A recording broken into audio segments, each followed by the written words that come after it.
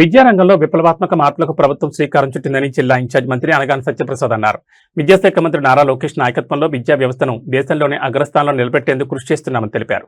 ప్రభుత్వ పాఠశాలలో నాణ్యమైన విద్య, మెరుగైన మౌలిక వసతులు, విద్యార్థుల ఆరోగ్యానికి ప్రభుత్వం ప్రాధాన్యమిస్తుందన్నారు. 16,347 పోస్టులతో మెగా టీఎస్సీ విద్యార్థులకు సర్వేపల్లి రాధాకృష్ణన్ కిట్లు, పోషకాహారంతో కూడిన మధ్యాహ్న భోజనం వంటి కార్యక్రమాలను అమలు చేస్తున్నామని పేర్కొన్నారు. షైనింగ్ స్టార్స్ 2026 ద్వారా విద్యార్థుల ప్రతిభను ప్రోత్సహించడం అభినందనీయమని, ఈ నెల 24 జరిగే పేరెంట్ టీచర్ సమావేశాలకు తల్లిదండ్రులు తప్పనిసరిగా హాజరు కావాలని మంత్రి పిలుపునిచ్చారు. ఒక మంచి పండుగ వాతావరణం రాష్ట్రమంతటా కూడా ఈరోజు గౌరవ మంత్రివర్యులు నారా లోకేష్ గారి యొక్క ఆదేశాల మేరకు ప్రతిభకు మనం పట్టం కట్టడం అంటే ఈ ఫెలిస్టేషన్ ఏదైతే మంచి ఉన్నత మార్కులు వచ్చినటువంటి పిల్లల్ని 10వ తరగతి ఇంటర్మీడియట్లో వచ్చినటువంటి వాళ్ళకి షైనింగ్ స్టార్స్ అనే బిరుదు ఇచ్చి వాళ్ళకి సర్టిఫికేట్ ఇచ్చి ప్రతి ఒక్క పిల్లలకి కూడా 20,000 రూపాయలు అంటే ఆర్థికంగా వెనకబడిన వాళ్ళు అవ్వచ్చు, అలాగే ఏదైతే వెనకబడిన వర్గాల గురించి అవ్వచ్చు, అందరినీ కూడా బలోపేతం చేసే విధంగా ఒక మంచి వాతావరణంలో ఒక వైబ్రెంట్ వాతావరణం ఏదైతే హెల్తీ వెల్తీ హ్యాపీ మనకి ఎన్వైరన్మెంట్ కావాలని చెప్పేసి గౌరవ ముఖ్యమంత్రి గారు ఎప్పుడు అంటారో అలాంటి కార్యక్రమం ఈరోజు చేయడం నిజంగా చాలా ఆనందదాయకం. ఎందుకంటే ఒక సమాజం అనేది దీంట్లో విద్యలో భాగస్వాములు అవ్వాల లక్ష్యంతో గౌరవ ముఖ్యమంత్రి గారు ఎప్పుడు కూడా అంటూ ఉంటారు.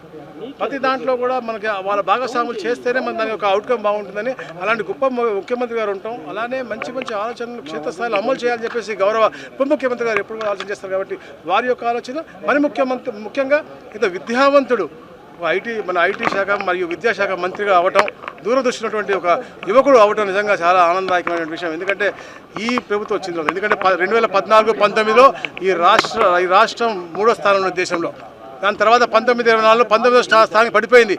అలాంటి శాఖని ఛాలెంజ్గా తీసుకుని తప్పకుండా ఈ శాఖని నేను ఉన్నత స్థానాన్ని తీసుకెళ్తాను, ప్రతి ఒక్క పేదవాడికి కూడా విద్యని అభ్యసించే హక్కు ఉంది కాబట్టి వాళ్ళు కల్పిస్తారన్న లక్ష్యంతో ఈరోజు ఈ కార్యక్రమం చేయడం, దాంతోపాటు ఎన్నో సంస్కరణలు తీసుకొచ్చారు. మీ అందరూ చూశారు, సర్వేపల్లి రాధాకృష్ణ కిట్స్ అవ్వచ్చు, అలాగే మధ్యాహ్న భోజన పథకం ఇంటర్మీడియట్ కూడా ఇచ్చే విధంగా అంటే డొక్కా సీతమ్మ మధ్యాహ్న భోజన పథకంతో పాటు ఇంటర్మీడియట్ వాళ్ళకు కూడా ఈ పథకం అమలు చేయడం, దాంతోపాటు మరి ముఖ్యంగా ఏదైతే చూస్తూ ఉన్నాం ఒక విలువలతో కూడినటువంటి విద్యా బోధన జరగాలనే లక్ష్యంతో అన్ని మనం అంటే హిస్టరీ, జియోగ్రఫీతో పాటు మంచి మంచి కథలు కూడా గత ప్రభుత్వంలో లాగా గొడ్డలి ఇంకోటో కాదు, ఒక చరిత్ర ఉన్నటువంటి వాళ్ళందరినీ కూడా చెబితే ఈ పిల్లలకి ఏదైతే విలువలు పెరుగుతాయో అవన్నీ కూడా విద్యాబోధన చేయడం, అలాగే బ్యాగ్ ఫ్రీ సాటర్డే కింద ఒక మంచి వాతావరణం క్రియేట్ చేసే ఇలాంటి ఎన్నో సంస్కరణలు తీసుకొస్తూ వీళ్ళకి పునాది వేస్తున్నారు. ఎందుకంటే ప్రతి ఒక్కరు కూడా మనం కష్టపడే మన భావితరాలు బాగుండాలని చెప్పేసి లక్ష్యంతో.